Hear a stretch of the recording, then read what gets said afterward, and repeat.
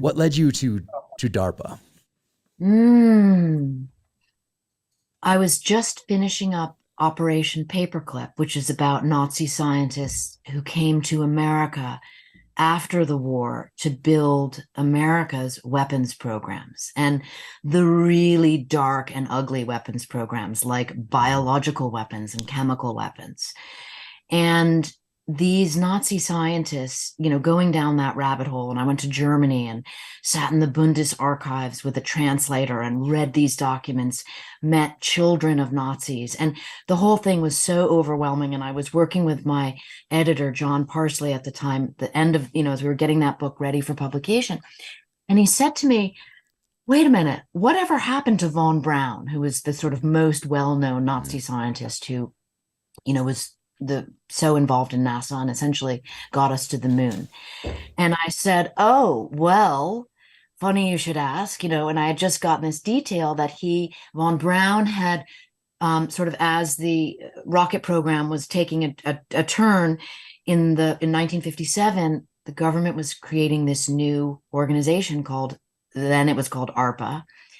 Now it's DARPA. And they wanted a chief scientist. And who did they look to? But Wernher von Braun.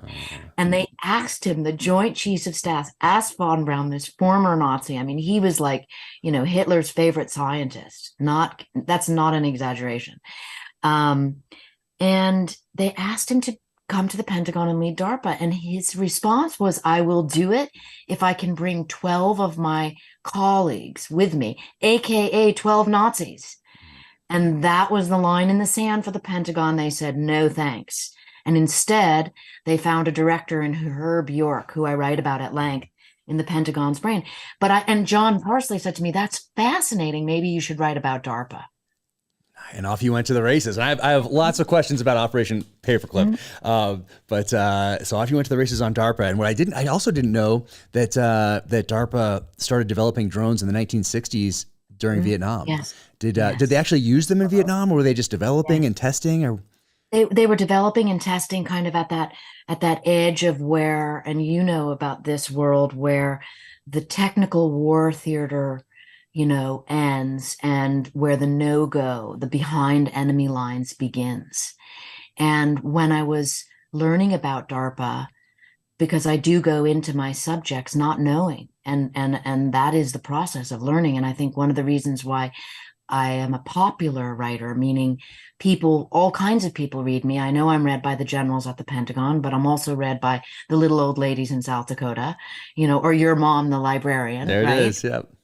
Because I really care about, wait a minute, what? Like being a layman, not knowing, and then having the smartest guy in the room explain, or the smartest woman in the room explain, okay, Annie, this is how it works.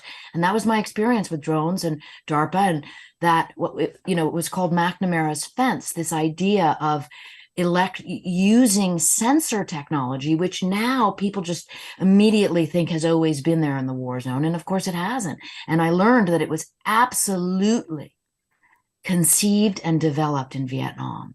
And I also learned, as I write in the Pentagon's brain, what that meant at the Pentagon in the 70s and 80s and how it was being developed, and I found fascinating that after the Vietnam War, people were like, oh my God, we're in a time of peace. And look at this, it's so amazing. We even have a Secretary of Defense who's a scientist, right? And little did anyone, including myself, realize actually it's the scientists that are developing the weapon systems of the future.